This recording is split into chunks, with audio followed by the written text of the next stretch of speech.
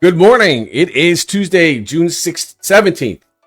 And I forgot to do my update video yesterday. John Krause has got an event, the Impact event. I understand the Hartford Club lost power. So guys that reach out to John for an alternative location. I believe he found one. So definitely check in with that. Welcome to Dads in Business. Today's member spotlight. I'm with Dylan Walker from, well, he created Walker Advisory. So he's going to be with me today. We're going to chat a little bit about dads, financial stuff, making sure your future is set, making sure the kids' future is set. So we're going to go ahead with that. Let me just I want to minimize this real quick because it's messing up my video card there. Anyway, so good to go here. We're going to talk with Dylan Walker today, Walker Advisory. John Krause's event has been changed. Sam Kopolitz has got some coffee event going on this week. So that's my very quick makeup update for the week of events that's coming up for Dads in Business. Guys, let's get some stuff together. Literally, one person doesn't have to do it. Anybody can create an event. It is so humid and rainy today. Ridiculous. But my kids went to camp anyway, so they're probably going to get soaked. I'm sure I'm going to get a call, but I think I might leave them for another hour.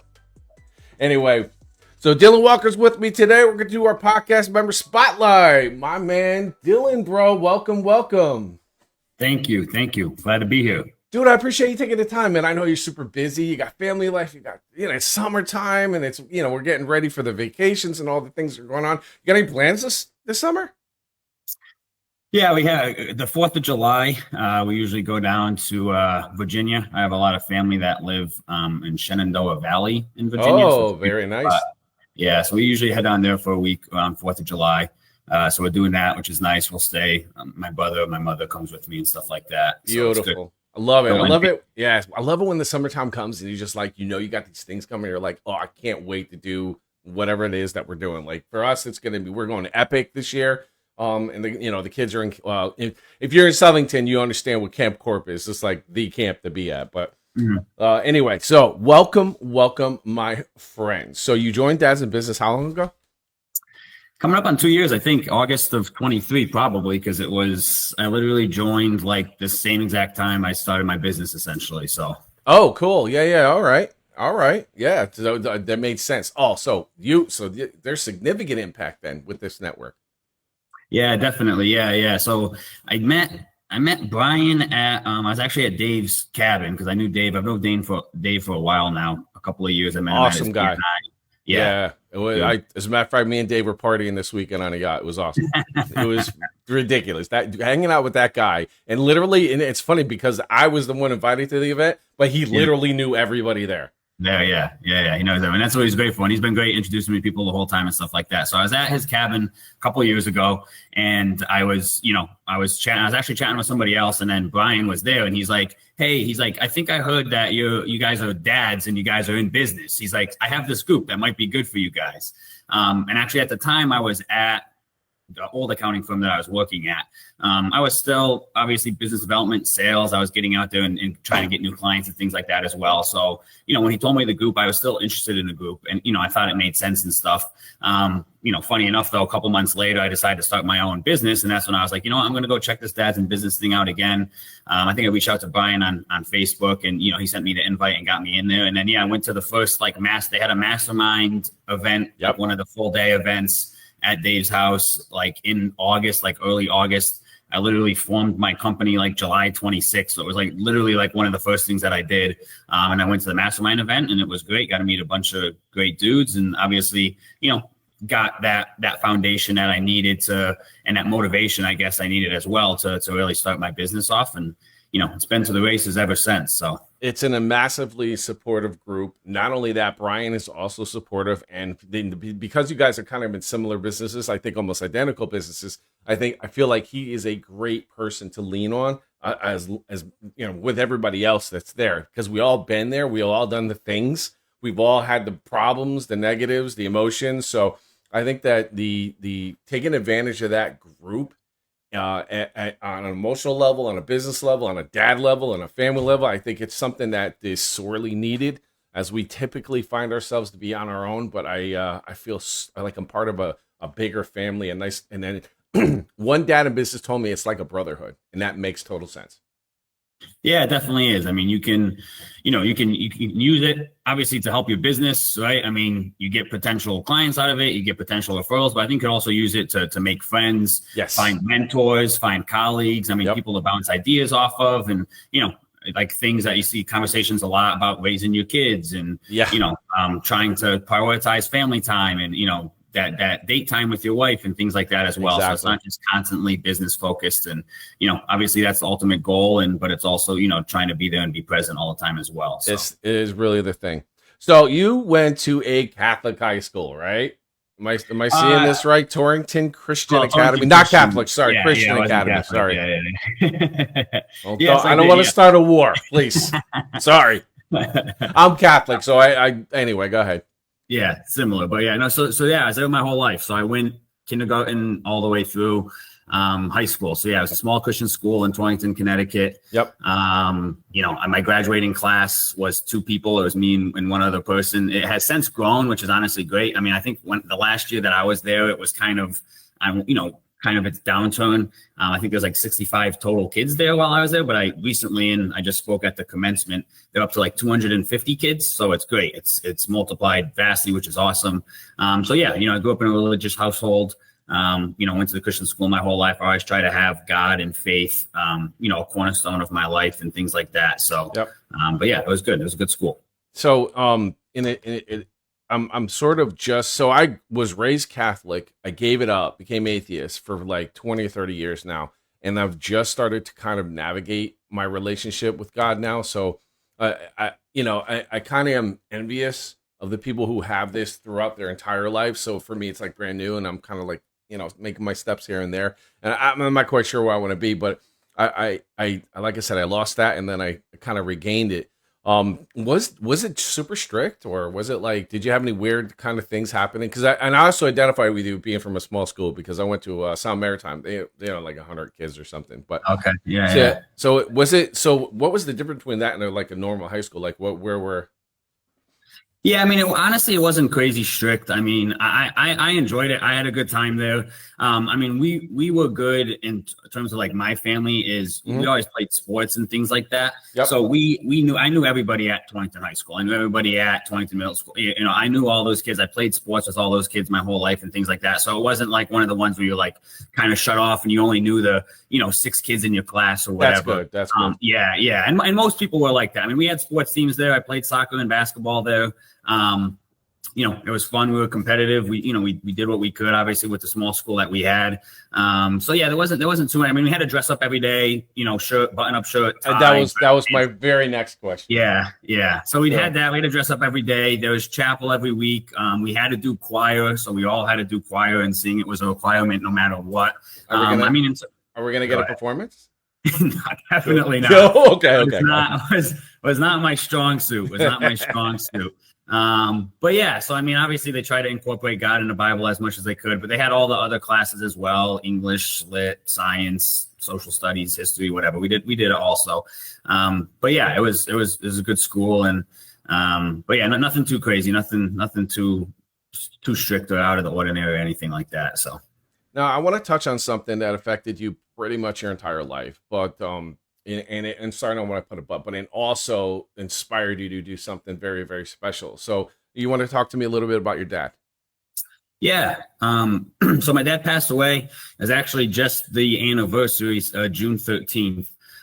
So 21 years ago now, which is crazy that it was that long ago. But yeah, he passed away from cancer. he got cancer when I was 6, so he was 38 at the time. So it was crazy. He battled it for about 2.5 years.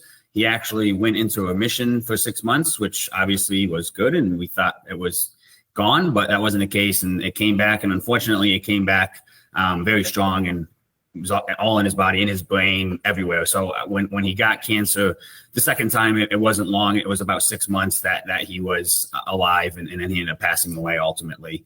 So yeah, so we were raised by a single mother.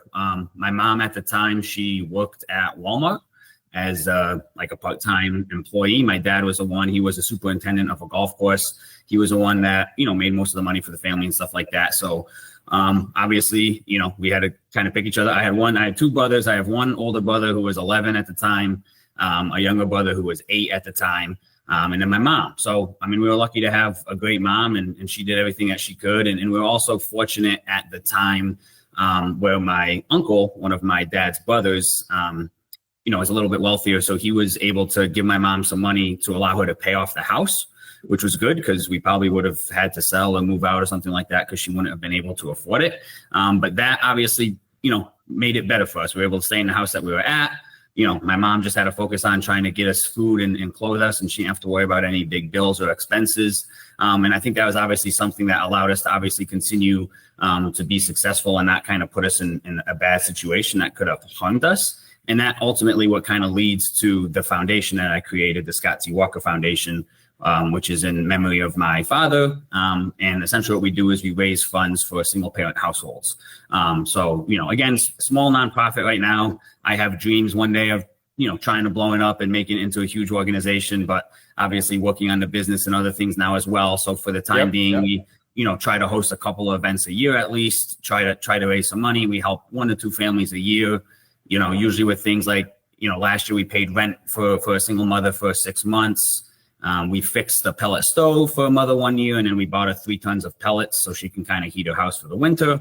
So it's that type of stuff that we try to do. And again, if we help 1 or 2 families a year for now, that's obviously a difference that we're trying to make. So that's obviously the goal. And then long term, hopefully, we can turn it into some, bigger organization at some point in time. Bro, I love that. It really touched me. And growing up in a tough family, my mom was essentially single. It touched me a little bit emotionally here that there is, because we needed that help in our lives, and it was, it's because of people like you who took something that was so tragic and turned it into something so positive. Essentially made your dad immortal, I sensed. Yeah, thanks. Appreciate that. And that's the thing. It's something easy to get behind. There's a lot of people that go through it. There's a lot of it's in it, and it's not necessarily, we were unfortunate. My dad died. I had a good dad though. Like my dad was a good dude. He was a faithful man. He always put us first. He just had an unfortunate case, obviously with cancer, but there's obviously worse situations where, the dads aren't great and they leave the kids or whatever. There's domestic issues, things like that. And that obviously can affect families as well in a more detrimental way. So obviously we just try to do something to potentially help, all those people along. Sure, I love it. Love it. So we can Google search? Is that how we can get in touch and help out with this? Yeah, you could Google Scott T. Walker Foundation. I have a Facebook page. You can obviously reach out to me as well on Facebook or personally, and go from there. There's always a donation button. Again, I think the biggest thing is to just try to get people to come to events or volunteer at events and stuff like that. That's obviously very helpful. We do a golf tournament every year. Really? Which we should be doing, and it's a little later this year because I was busy in the beginning of the year a little bit with the acquisition and stuff like that. But so we're probably shooting for like late August, early September or something like that. But we'll try to get that and get some of the word of that out as well. And it's been successful for us. It hasn't been massive or some of these other big golf tournaments that you've seen, but we've always done well. We've always made a good amount of money on the golf tournament and stuff like that. So we'll be looking forward to do that as well. And also last year I hosted a bourbon event at Dave's house, which was, it was good. It was like just on the cusp. Yeah, but it would have been, I think it would have been I think everyone there had a great time, and I think it would have been a really good event if we could have just got like 10 to 15 more people, but it was still good though. So, well, here's the deal. You have an amazing brotherhood that's behind you that is currently listening to you, and we're trying to keep these events more organized. So at the top of the in the group, There's a form, fill it out. It populates a spreadsheet, and that's how we can keep track of everybody. So that because to your point, there's a lot of things going on, but not a lot of people know. And with fighting with the Facebook algorithm, it's like, you know what I mean? It's just ridiculous. It's like, so that's why Brian is starting with the app, getting the website going, and we're going to try to take a lot of this off platform so we could get direct access to it. So please fill that form out real quick. And when you're set and you have your dates and times, so we can get out and support. Yeah, definitely. Everybody heard that, right? Look for that. So you went to college, obviously, because you can't do what you do without going to college. And you started small. Yeah, so I started at the Torrington Yukon branch. Actually, so there was a branch in Torrington, Connecticut. So I went there to start just to get some of the gen eds out of the way, and obviously it was cheap, able to commute. So that was nice. Expensive, yes, but it is. Yeah. College is expensive. Obviously, I mean, we got financial aid, obviously, because my mother didn't make too much. But obviously, my mother wasn't able to help with college at all. So I actually worked my whole time in college. I worked at a local hardware store in Torrington, Connecticut, the whole time I was in college and things like that. So yeah, went there for a year, and then I transferred to the Waterbury Yukon branch. Did that for a year and a half, actually. And then I actually took a semester off. I was terrible. So the first couple of years I was in college. Wait, what do you mean you were terrible? You're like terrible in class, or? Nah, terrible grades. I mean, it was a tough transition. I went from being, a great student in high school to, for whatever reason, when I got to college, and it's not even like I was staying on campus. It's not even like I was partying and whatever, doing that type of stuff. I was just skipping class. I think it was difficult. And at the time, instead of me like kind of pushing through it, I took the I don't care approach. Instead of like trying to like figure out or whatever. So it ended up kind of costing me a little bit. And then, so I took a semester off. I had pretty bad grades.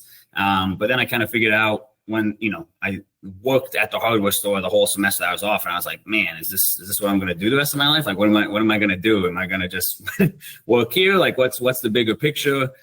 So I figured it out, got back on my horse, and that's when I transferred to Central Connecticut State University, where I finished my bachelor's degree there in accounting, and then I got my master's degree there in accounting, and then I went on to eventually get my CPA and stuff as well. Right. But yeah, first couple of years there were rough. But how so? Did you hate the hardware store, or is it more inspiring? It was fine. It was good. Actually, I enjoyed it, but I mean, I was making minimum wage. So, I think at the time it was $9.25 or whatever it was. And, obviously, that's, not a path for someone to be super successful unless you want to own a hardware store or something like that. So it wasn't more so that. It was more so just like, I always felt like, especially in high school, like I said, high school came easy for me for whatever reason. I always got good grades, and, so I think I just wasn't used to maybe getting hit with some difficulties, and I kind of folded instead of kind of pushing through it. And so when I just kind of sat, when I went to the hardware store every single day and was like, man, this is what I'm going to do, the rest of my life. But it's tough, when you're 19, 18 years old, trying to figure out what the hell are you supposed to do with your life. Yeah. And let's face it, like your hill was a little bit, more steep than most people. There's a lot of people who the hill that they have to climb is not as steep as yours. You had a lot of things going on. You had a few things, with your background and everything else. So I want to say I commend that, bro. You put your shoulder into it and you did it, because here we are. Yeah, exactly. Here we are. Yeah, crazy to think about. But now, is this something you wanted to do since or did you kind of just choose this later on in life? Because I can't imagine somebody I want to be a financial advisor. I can't imagine a kid saying that. Well, yeah, I'm a CPA, so a little different from a financial advisor. Oh, I'm sorry, CPA. Yeah. But no, yeah, I didn't know. Like, that's part of the thing at first. I didn't know what I wanted to do, so I had a tough time figuring out. When I went back to school and I transferred to Central, I knew I wanted to do something business related. I don't know. I was always good at talking and socially and stuff like that. Totally makes sense now. Now with the CPA, business related, we're like, oh, CPA works. Yes. So then when I got there, switched my major, I just started as general business when I got to Central. I wasn't really sure what I wanted to do. So I just started doing like kind of the business gen ed. You do the finance classes, you do the marketing classes, you do the accounting classes. And the accounting ones were just easy for me. It came naturally. Once I kind of applied myself, I was getting A's in all of them. And I was like, oh, okay, maybe I could do this. Like, this isn't too bad. It makes sense. It's relatively easy. Again, I wasn't super in love with it. It's not like I necessarily love just sitting there and, balancing accounts all day. But it was good, and I got good grades. So I decided to kind of take that route at that time. And I also just knew that like long term, it could lead to potential opportunities, right? Like a lot of times people think accountants, CPAs, crunching numbers, pencil pushers, whatever they call you. But obviously, I think you can create a real business. And that was one of the things too, that I liked the opportunity with accounting was like, for instance, like if you go to be a doctor or a PA, I mean, you're going to make good money no matter what, obviously.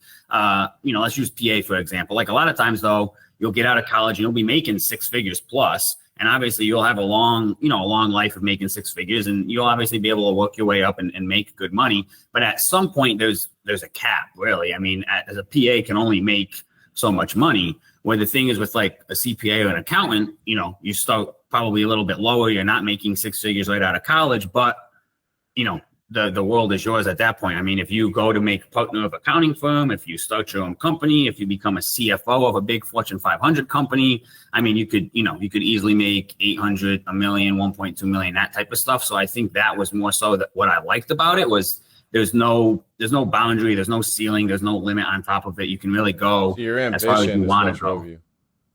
Your ambition. Yeah. So speaking of starting, you started with Hoffman Auto Group. I did. That was like the first real accounting job that I got, I guess. And I was a staff accountant there, which was good. And I think I actually technically got the title assistant office manager before I left there. Mm-hmm. But it was good. It was a good experience. I mean, that's a big company too. And I actually just saw it too the other day. They just acquired a couple of auto companies in New Hampshire or something like that. So that was a great group of guys, great company. And yeah, I got to learn a lot about the basics of accounting, did a lot of the back office stuff, which was good. Got a lot of good of experience. And I worked at like 4 different of the dealerships. So I worked at Audi and Porsche to start, which was cool. Cause I don't know, you see the cost of Porsches and stuff and the commissions those sales guys made on Porsches too. Anyone out there that's a car sales guy, if you want to be a car sales guy, I'd say go to Porsche. Yeah, go to Porsche. And they sold a lot less, obviously, have a lot less volume, but they made like 10 times as much on every car that they sold. And it's funny because this because you see every number. And so here's the thing though, like when you do accounting for a dealership, it's not like a regular business, man. There's a lot to do. It's probably about 30-40% more work to do at a dealership than it would be at any regular business. Am I right? Or am I? Yeah, I mean, there's a lot because obviously you got the finance side of it, right? So you got the finance piece. You have obviously the parts, the service. And then you have the cars that you sell, and then also all the after sale stuff, the warranties, the whatever else it is that they're selling, and all that type of stuff. So yeah, it was good. So that's why it was a great experience. I mean, it was a good, a lot of different facets that was going on for you to kind of see the back office of.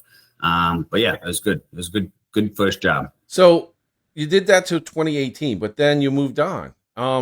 So I've talked with another accountant similar to you in similar situation, and he said Big Four experience. I remember that phrase, but tell everybody why is that such a big achievement? Why is it important? What does that mean? Yeah, I always refer to it as the gold standard, and I didn't call it that term when I was interning. So actually before Hoffman, I had an internship at a Fortune 500 company, and when I was there, I actually knew that I got the job because I knew the guy. I went to church with him. I was like, hey, I'm going for accounting. Can you help me out type of thing? So he hooked me up with a job there. And he said, and he wasn't a CPA. He didn't have Big Four experience. He had a high level in his job. But he said to me, he's like, Dylan, he was like, I will never get my boss's job. He said, because my boss's job always goes to a CPA. And he said, I'm okay with that. I don't necessarily want my boss's job. I've moved up the ranks here and I'm not going to necessarily go farther than I am. He said, but if you want my boss's job, he's like, you need to get your CPA. And he's like, the gold standard is your bachelor's, your master's, your CPA, and Big Four experience. And that was kind of what he told me at the time. So I decided to kind of take that approach. But why the Big Four is so good? I mean, a lot of people, sometimes it gets some flack because, they work you to death. I mean, you work crazy hours. My wife, actually, she's a CPA as well. She still works at PwC. She's had it a lot worse than I did during my time there. I mean, she's done like 110-hour weeks, like crazy stuff. But they work you to death, but you get so much experience in such a short amount of time. So I was there just under 3 years, and I still if I take everything I learned in those 3 years, I mean, I still feel like I've probably learned more in those 3 years than I have, the other 7 in my career, because it's just so much. It's so fast paced. It's competitive, which I think is good. I mean, a lot of times people don't necessarily like competition, but it's like you have peers and colleagues, but like you're competing with those kids because one of you is getting promoted. Not all of you is getting promoted. So, I mean, it's kind of cutthroat. So it's good. It's definitely not built for the weak-minded. Some people unfortunately get burnt out a lot too, which happens. Makes sense. Yeah. Working too much and stuff. But I mean, the experience that you get there is I think everyone needs to do it for at least like 3 to 4 years at least. And, some people do it longer and they love it and whatever, but I think you need at least 3 to 4 years of that. And I think it really helps your career go to the next level. So it's like accounting boot camp. It is. Yeah. Probably good. So you moved on. And I do want to talk about Trisha because, you met her early and it was sort of love at first sight, wasn't it? Yeah, actually was. So I met her in college. I actually met her so she did the same route I did. So she started at Torrington, UConn. She went to Waterbury, UConn.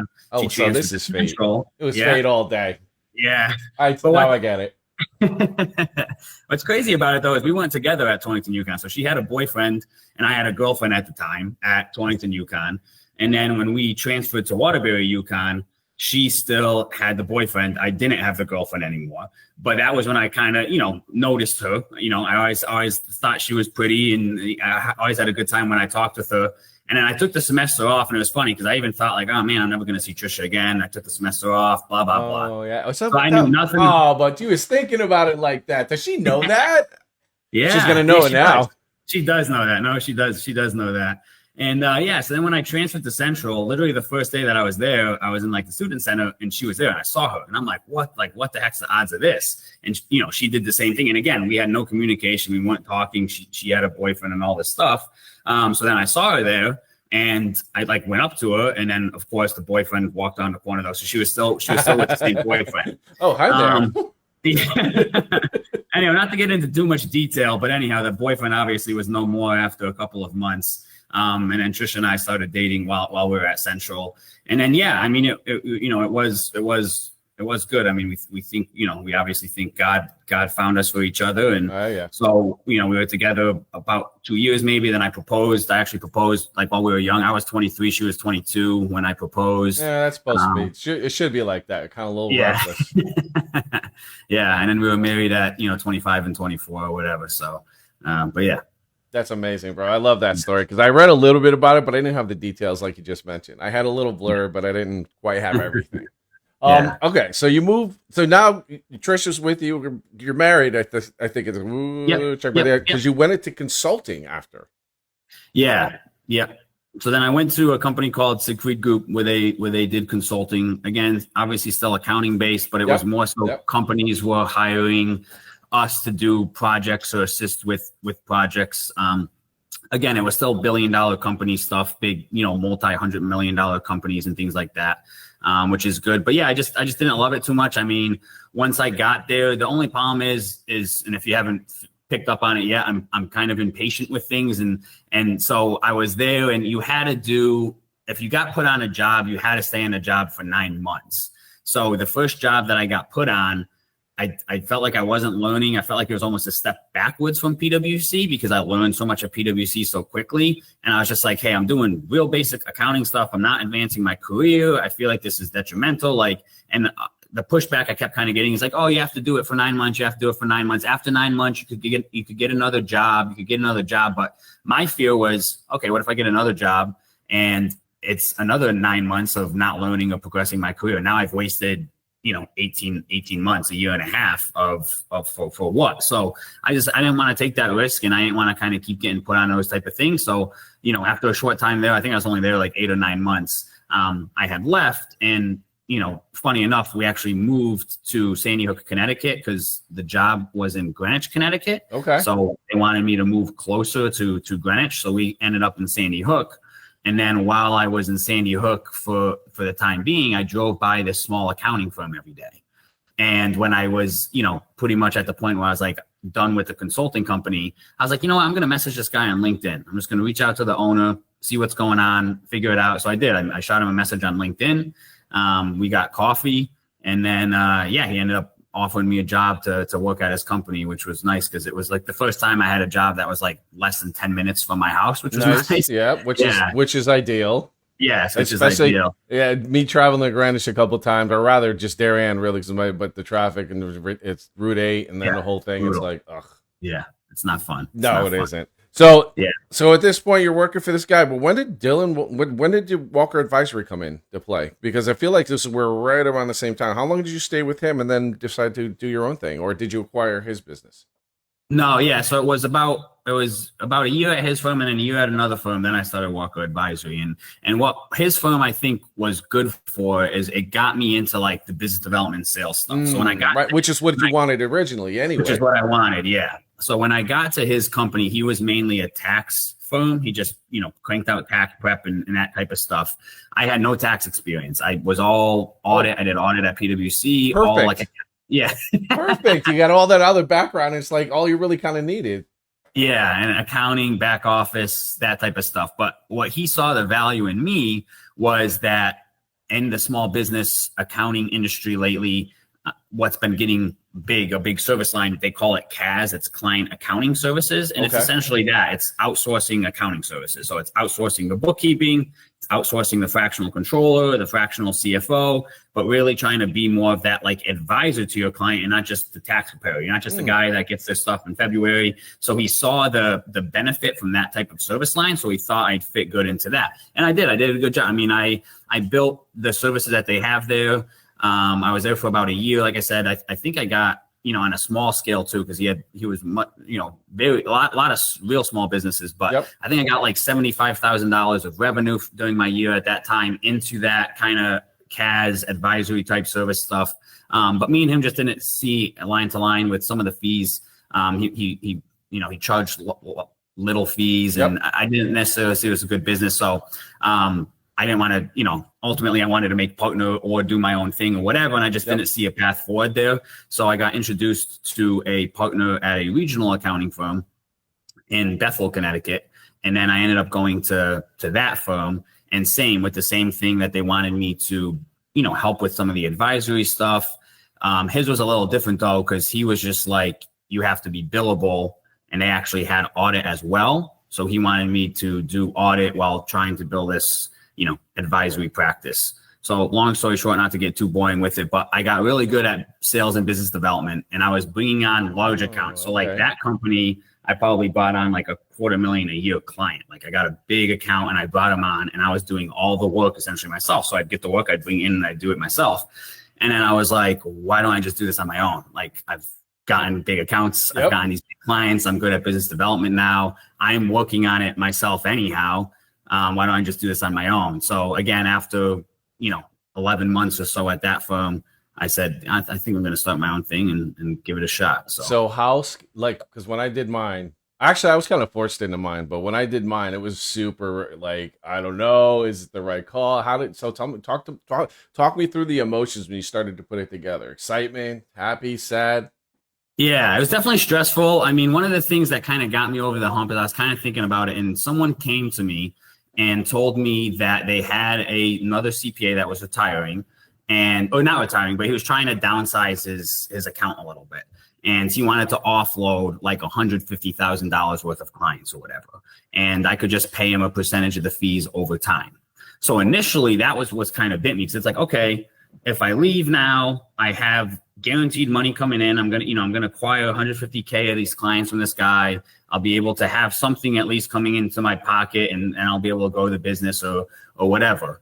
And like 2 weeks before I was going to put in my 2-week notice to kind of do this deal with this guy, he got cold feet and he said, no, I can't do it. I lost a couple of clients. I can't give up any of my clients. I can't do it. But I was so checked out at that point. I was like so ready to start my own company. I was like, well, I can't go back to work now. I was like, I can't even focus. I can't do this stuff. Like I'm ready to do my own thing. So obviously, like a long conversation with my wife, I was like, Trish, I think I still have to go out on my own. I was like, I'm just going to have to build it. And like, again, obviously with my wife still working at PwC, being a CPA, we had a decent salary coming into our household. So I was like, I got to, just give it a shot for 6 months. Let's see what happens for 6 months and kind of go from there. So when I started, I actually started with 0 clients. I had 0 clients off the rip. I didn't acquire any. I didn't make partner into a company and take over. I simply left, started straight from scratch. So yeah, I was nervous as hell to start. But I was excited and it was good. And once I started getting into it, it was just, it's addictive. I think all business owners have the same thing. It is. Once you own your own boss and you make your own schedule, it's impossible to ever go back. So Yep. I know what you mean. There's no way I could go back to work for anybody. Mm-hmm. And it's just, I just won't vibe with them. And it's simple as that, because I'll be looking and seeing things that they could do better or I could do better. And they're going to be like, well, that's not what we want. I'm like, I'm good. Mm-hmm. Exactly. So your first year, so you're in your second year now though. Yeah. Just coming up on the close of the second year. Come July will be like two full years on my own. And shout out to Trish for the support, because yes, that's it's not an easy support to go through. So shout out to you, Trish. Way to go. Yeah, no, she was good. She supported me the whole time. She was there, and days that I was down on myself, she was there to tell me to, keep moving forward. Like, we got it. We're fine. Like, keep pushing it and stuff like that. So yeah, I was lucky. Again, it's crazy to think about now, because I'm at such a point with my business where, I've built it to a level that it's, we got plenty of revenue in. I have a team of 9 people now. I did an acquisition in January where it seems like strange to go back to that, even though it wasn't that long ago, of kind of like the initial fears and the initial like issues and concerns and stuff like that. But, I was able to land a couple of, decent sized clients relatively early on, where I was like, an outsourced controller CFO for them essentially. And they were bigger companies. There's a massive need for that too. And it's much better choice, in my opinion. Of course, I don't know all the details, but it seems to be a much better choice to outsource something like that than to have somebody inside do that, because there's sort of a, the savings obviously is, payroll tax, insurance, on unemployment insurance, et cetera, et cetera, et cetera. But not only that, but you have somebody that's sort of independent, outside of the firm, who can really give you the straight deets. Because sometimes they have rose-colored glasses, and maybe they're not seeing the things that you're going to see. Yeah, that's the biggest thing. I think that's why it's so appealing to small businesses, because obviously there gets to a point when you're at a certain size that you're going to have your own internal CFO. It makes sense. But the problem is you're not going to be able to hire someone with CFO level abilities for less than $250,000 a year. Yeah, and that a lot makes of times sense. you don't have work for that. Also, it's like there's no sense for a 10 million, even if you're doing 10 million in revenues, there's no sense for you to hire a $250,000 guy, a year. You don't have enough work for it. It doesn't make sense, but you still have the need that additional forecasting or that additional projections and strategic type initiatives that you need for your business to continue to grow and kind of give you those insights. So you can hire somebody, like myself or other people that I have in my firm that have the experience of a CFO, but it's not quite full time. We're able to still give you the same advice and input that a CFO would be, but you're not paying, you don't have to pay us $250,000 a year because we're not working full time in your company or whatever, but you're still getting all that insight into your business. So I'm gonna switch. I'm gonna tap into your skills there. I want you to think about 3 tips that you can give a small business right now who can't afford to hire somebody, but things that they should probably be doing now, in their infancy of their business, or even if they're in the middle ground of their business. What are the 3 tips that you can give them? Well, I think maybe I'll do 2. Maybe I'll do one for infancy and one for the middle of their business. Two sets of 3, because it's a little bit different. If you're in the infancy of your business, and this might sound crazy to some people, but honestly, it's not. The very first thing you should do is have a separate bank account. You think it would make sense, and you think it would be like kind of a common sense thing, but a lot of times it's not. And the reason being is because these people are starting up their companies. Obviously, they're funding it all themselves from personal funds. So they think, well, I'm paying for it. I got to take, funds from my personal account, and I got to help the business grow or whatever. But then it gets super convoluted from an accounting perspective to try to track what the heck is going on. So I think I always say the first thing to do is open a bank account. And if you need to, give cash to your business, that's perfectly fine. But take, 10,000, 20,000 or whatever it is out of your personal account, put it into the business account, and then run all the expenses out of your business account. Because that just makes it way easier from an accounting perspective to understand what's going on. The second thing is to get QuickBooks Online or some form of a GL system. No matter how small you are, a lot of people think they can try to track it in Excel or track their bank statements. I mean, I think QuickBooks Online is like $90 a month or something like that, but it connects straight to your bank account. It connects straight to your credit card, and you're able to just go in and categorize the transactions yourself. And then the third thing is definitely find a CPA, whether it's just for simply tax advice to start, because a lot of times too, what people don't understand is how tax are different for self-employed people. You have the self-employment additional piece of tax that you have to pay. So you're paying an additional 7.5% tax if you're self-employed. And there's a lot of things that go into just understanding what you got to pay for taxes. And also, like a lot of times people don't think they have to pay quarterly estimated tax payments because they're not used to doing that, because they came from a W-2 when the taxes always came out of their paychecks and that type of stuff. So they can find themselves in difficult situations at the end of the year. An example I always use is if you make like 60K or 55K or something like that in your small business, doesn't sound like an overwhelming amount of money. But you get to the end of the year, if you didn't pay a single dollar in taxes, you owe $17,000 in taxes. So a lot of times you're like, well, how the hell do I owe $17,000 in taxes? I only made 60, but I mean, that's just usually what it is. And if you didn't prioritize or, think of that or have somebody guide you on that from the start, then, you're not able to pay it up front. You're going to accrue penalties and interest. You got to set up a payment plan. And that's the last thing you want to do the first year of business is kind of go through all that stuff. So that makes sense. Yeah. Also, I failed on a few of those. So immediately I'm scared now. Sales tax is the other thing too. I think a lot of people don't quite understand the state sales tax is a wild situation. I mean, personally, like I have to fix. So I filed for LLC, and Yep. I didn't know that I had to dissolve my other business with the state. So now I have two separate businesses with the state. So I just got a letter. I'm like, why is there's two separate? And I was like, oh shit. So yay, that's going to be fun. Yeah, that is another thing to do it. So those are definitely the first 3 tips I'd give startup new clients. I guess 3 things for businesses that might be a little bit further along. Hopefully you did those first 3 things. So you're in a good spot. Hopefully, right?